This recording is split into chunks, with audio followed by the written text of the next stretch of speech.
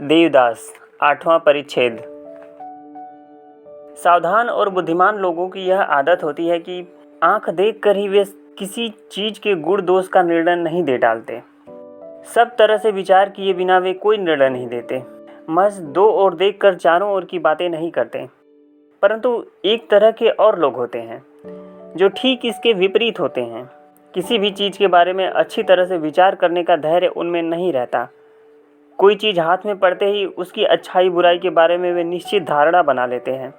डूब कर देखने के लिए परिश्रम करने के बदले ये लोग अपने विश्वास के बल पर ही काम चला लेते हैं। ऐसी बात नहीं कि ये लोग संसार में काम नहीं कर सकते, बल्कि कई बार अधिक काम भी कर लेते हैं। भाग्य ने साथ दिया तो ये लोग उन्नति के सर्वोच्च शिखर पर दिखलाई देते हैं, और नहीं तो अवनति के गड्ढे में हमेशा के लिए सो जाते हैं और फिर उठ नहीं पाते, संभल नहीं पाते, और न तो संसार की ओर आंख उठाकर देखते ही हैं, बल्कि निश्चल मृत और जड़वत पड़े रह जाते हैं। देवदास भी ऐसे ही लोगों में से था। दूसरे दिन सुबह ही वह घर पहुंच गया। माता ने आश्चर्यचकित होकर पूछा, देवा, कॉलेज में क्या फिर छुट्टी हो गई? हाँ, कहकर देवदास अन्यमनस्क की तरह चला गया। पिता के पूछने पर भी वह इसी तरह कोई जवाब देकर वहां से हट गया। अच्छी तरह से नहीं समझ सकने के कारण उन्होंने गृहिणी से पूछा। उन्होंने बहुत सोच विचार कहा, गर्मी अब भी कम नहीं है, शायद इसलिए छुट्टी हो गई। 2 दिनों तक देवदास छटपटाता रहा। किसी भी तरह उसकी इच्छा पूरी नहीं हुई। अकेले में पार्वती से मुलाकात नहीं हुई। 2 दिनों के बाद पार्वती की माता ने देवदास को देखकर कहा, बेटा, जब आए हो तो पारू की शादी तक रुक जाना। देवदास ने कहा, अच्छा। दोपहर को खाना पीना समाप्त होने पर पार्वती बांध का पानी लेने नित्य जाती थी। कूल्हे पर पीतल का घड़ा लेकर आज भी वह घाट के ऊपर आकर खड़ी हो गई। उसने देखा कि थोड़ी दूर पर बेर के एक गाछ की आड़ में देवदास पानी की बंसी फेंके बैठा है। एक बार उसके मन में आया कि यूं ही लौट जाए, किंतु किसी तरह भी वह जल्दी नहीं कर सकी। घाट के ऊपर कलसी रखते ही आवाज़ सुनकर देवदास देखने लगा। इसके बाद हाथ उठाकर उसने पुकार कर कहा, पारू, सुनती जाओ। पार्वती धीरे धीरे आकर पास खड़ी हो गई। देवदास ने एक बार उसके मुंह की ओर देखा। उसके बाद बड़ी देर तक शून्य दृष्टि से पानी की ओर देखता रह गया। पार्वती ने कहा, देव भैया, मुझे कुछ कहना है। देवदास ने बिना किसी ओर देखे कहा, हूँ, बैठो। पार्वती बैठी नहीं, सिर झुकाए खड़ी रही, किंतु देर तक कोई भी बात नहीं हुई। तो पार्वती एक एक डग भरते घाट की ओर जाने लगी। देवदास ने एक बार मुंह उठाकर देखा, फिर पानी की ओर नज़र फेर कर कहा, सुनो। पार्वती लौट आई, किंतु फिर भी देवदास कोई बात न कह सका। यह देखकर वह फिर लौट गई। देवदास निस्तब्ध होकर बैठ गया। थोड़ी देर बाद घूमकर उसने देखा पार्वती पानी लेकर जाने की तैयारी कर रही है। तब वह बंसी उठाकर घाट के पास आकर खड़ा हो गया और कहा, मैं आ गया हूँ। पार्वती ने सिर्फ घड़े को उतार दिया, कुछ कहा नहीं। मैं आ गया हूँ पारू।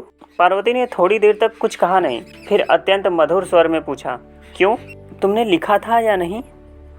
नहीं। यह क्या पारू, उस रात की बात याद नहीं है? याद है, किंतु उसका आज क्या काम? उसका कंठ स्वर गंभीर था, रूखा था, किंतु देवदास बात समझ गया। कहा, मुझे माफ़ कर दो पारू, तब मैं इतना नहीं समझता था। चुप रहो, वह सब बातें सुनते मुझे अच्छी नहीं लगती। जैसे भी हो सकेगा मैं माँ बाप को राजी करूँगा। फिर तुम? पार्वती ने देवदास के मुँह की ओर एक तीखा दृष्टिपात करते हुए कहा, तुम्हारे माँ बाप हैं तो क्या मेरे नहीं हैं? उनकी इच्छा अनिच्छा का कोई सवाल नहीं है। देवदास ने लज्जित होकर कहा, यह तो है पारू, किंतु उनकी तो अनिच्छा नहीं है। केवल तुम ही। कैसे मालूम कि उनकी अनिच्छा नहीं है? उनकी तनिक भी इच्छा नहीं है।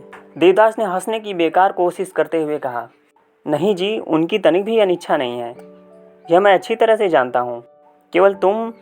बात काट कर पार्वती शीघ्र कंठ से कह उठी, केवल मैं तुम्हारे साथ?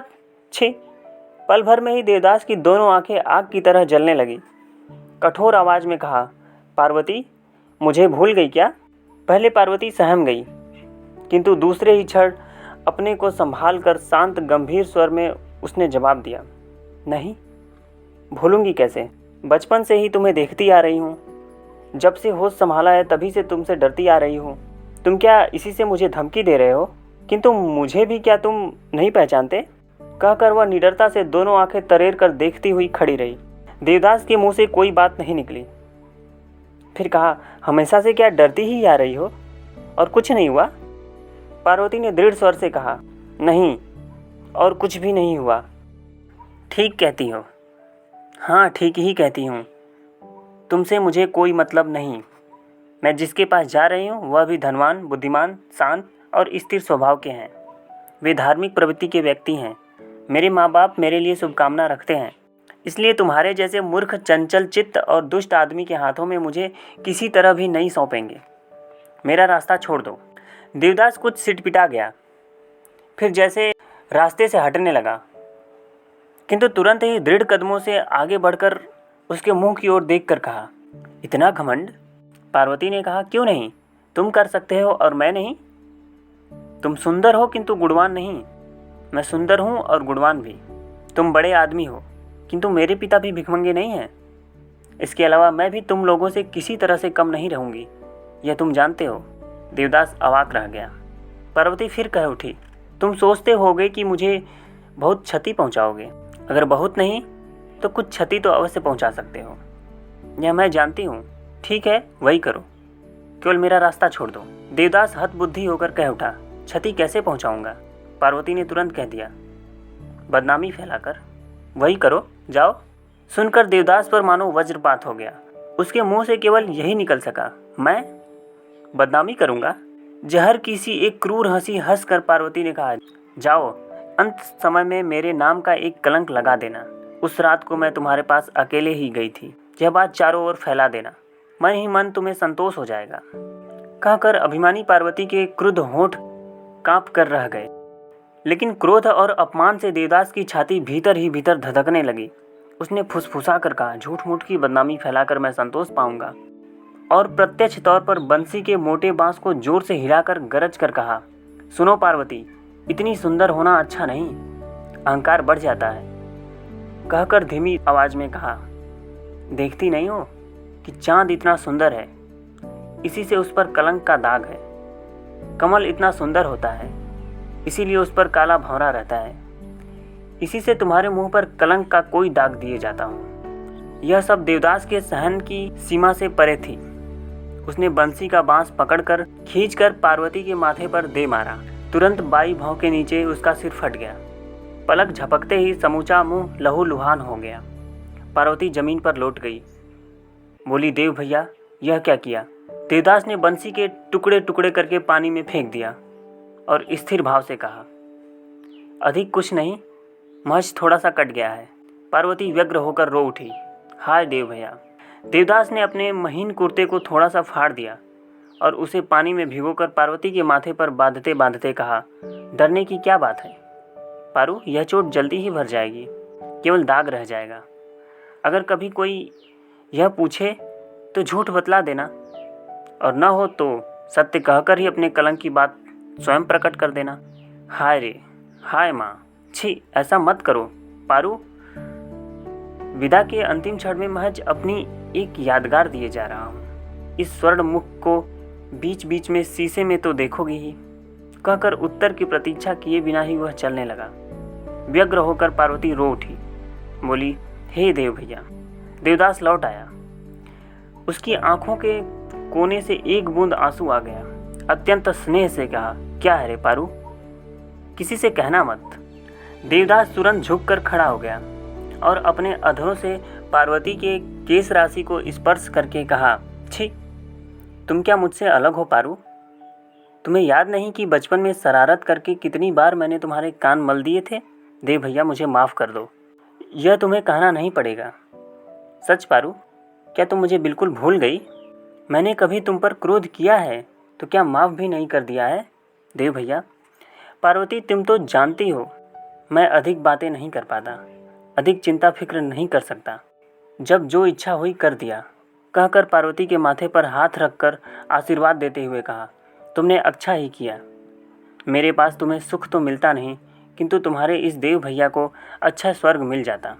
इसी समय बांध के उस पार से कोई आ रहा था। पार्वती धीरे से पानी में उतर गई। देवदास चला गया। पार्वती जब घर लौटी तो दोपहरी ढल चुकी थी। उसकी ओर देखे बिना ही दादी ने कहा, क्या तालाब खोद कर पानी ला रही हो बेटी? किंतु उनके मुंह की बात मुंह में ही रह गई। पार्वती के मुंह की ओर देखते ही वह चिल्ला पड़ी, अरे मैया री, यह सर्वनाश कैसे हुआ रे? चोट लगी हुई जगह से तब भी खून बह रहा था। कपड़े खून से सराबोर हो गए थे। दादी रोकर कहने लगी, पारू तुम्हारी शादी जो हो रही है। पार्वती ने चुपचाप कलसी उतार कर रख दी। रोते रोते माँ ने पूछा, यह सर्वनाश कैसे हुआ पारू? पारू सहज भाव से बोली, घाट पर फिसल गई, ईंट से लगकर सिर फूट गया। इसके बाद सभी मिलकर मरहम पट्टी करने लगे। देवदास ने ठीक ही कहा था कि चोट अधिक नहीं है। 4-5 दिनों में ही घाव सूख गया और 8-10 दिन यूं ही गुजर गए। इसके बाद एक रात को हाथी पोता गांव के जमींदार श्रीयुत भुवन चौधरी दुल्हा बनकर बारात सजाकर विवाह करने आए। वैसे कोई खास धूमधाम नहीं थी। भुवन बाबू चालाक आदमी थे। प्रौढ़ावस्था में विवाह करते समय छोकरों की सी सज धज उन्हें अच्छी नहीं लगी। वर की उम्र 40 से नीचे नहीं है, कुछ ऊपर ही है। गौर वर्ण, मोटा ताजा, थुलथुल शरीर, मूछों के बाल कुछ सफ़ेद हो गए थे। सिर के सामने का हिस्सा गंजा था। वर देखकर कोई हंसा, कोई चुप रह गया। शांत और गंभीर भाव से भुवन बाबू एक अपराधी की तरह आकर विवाह मंडप में खड़े हो गए। कान मलना इत्यादि अत्याचार उपद्रव नहीं हुआ। उनके जैसे विद्वान और गंभीर आदमी के कान तक किसी का हाथ उठा ही नहीं। और विवाह के समय पार्वती एकटक देखती रही। उसके अधरों के कोनों पर मुस्कान की एक रेखा खिंच गई। भुवन बाबू ने बच्चे की तरह आंखें नीची कर ली। मोहल्ले की लड़कियां खिलखिलाकर हंस पड़ी। चक्रवर्ती महाशय दौड़ धूप करने लगे। चालाक दामाद पाकर वे कुछ व्यग्र हो उठे। जमींदार नारायण मुखर्जी कन्या पक्ष के कर्ता धर्ता थे। वे पक्के आदमी थे, सो किसी तरह की भी कोई त्रुटि नहीं थी। शुभ कार्य अच्छी तरह समाप्त हो गया। दूसरे दिन सुबह चौधरी महाशय ने गहनों से भरा हुआ एक बक्स बाहर निकाल दिया। पहनकर पार्वती का अंग अंग झिलमिला उठा।